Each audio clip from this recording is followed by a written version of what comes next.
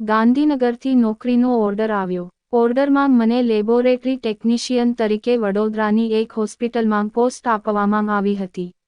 તે સમય મારા માટે ઘણો ખુશીનો હતો, પણ ત્યારે મને એ વાતનો જરા પણ અંદાજ નહોતો કે ઈશ્વરે મને ફક્ત નોકરીનો ઓર્ડર નહીં, પણ જાણે મારી આખી જ લાઈફ સેટ કરી દીધી છે એનો ઓર્ડર મોકલ્યો હતો.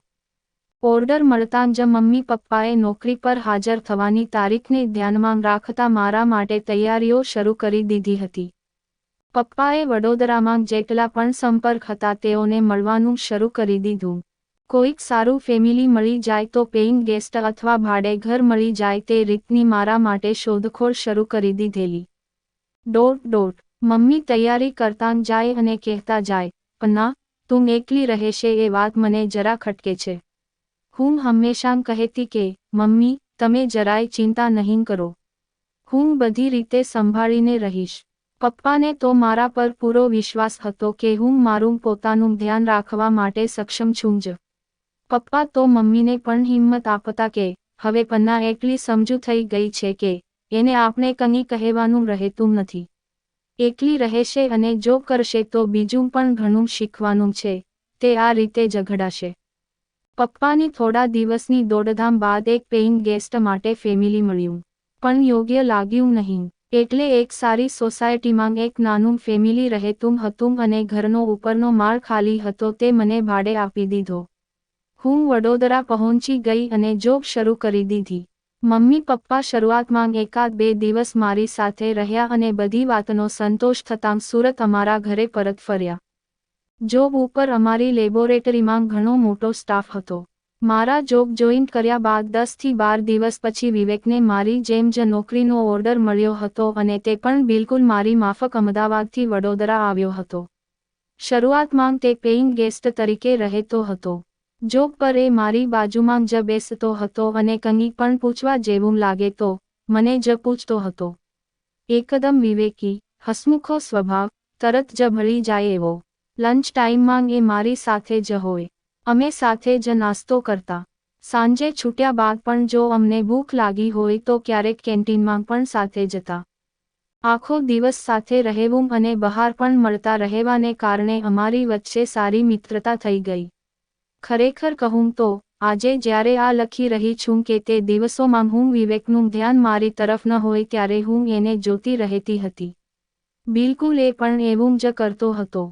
ફ્રેન્ડશિપ ડેના દિવસે અમે બંનેએ અમારી લાગણીઓને વહેવા દીધેલી અને વોટ્સએપ પર સારા મિત્રો બન્યા.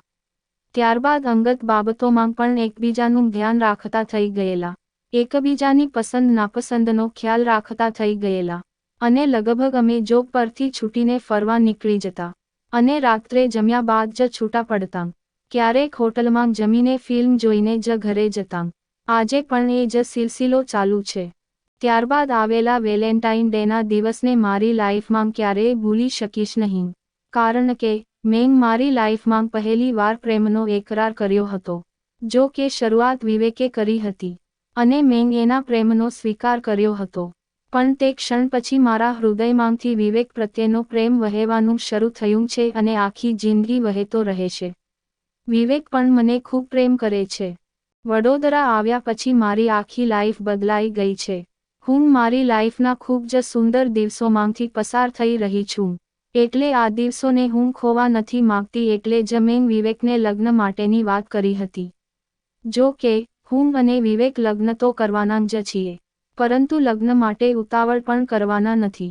હજી અમે બંનેએ અમારા ઘરમાં કોઈ વાત કરી નથી.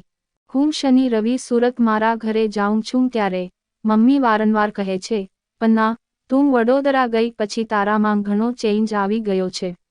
પણ મમ્મી મને જોઈને એટલું તો સમજી જ જાય છે કે પન્ના વડોદરામાં ખુશ છે.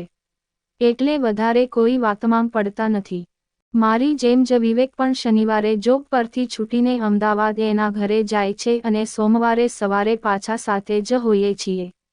અમારો એકબીજા પ્રત્યેનો પ્રેમ અને આ દિવસોને હું ક્યારેય ખોવા નથી માંગતી.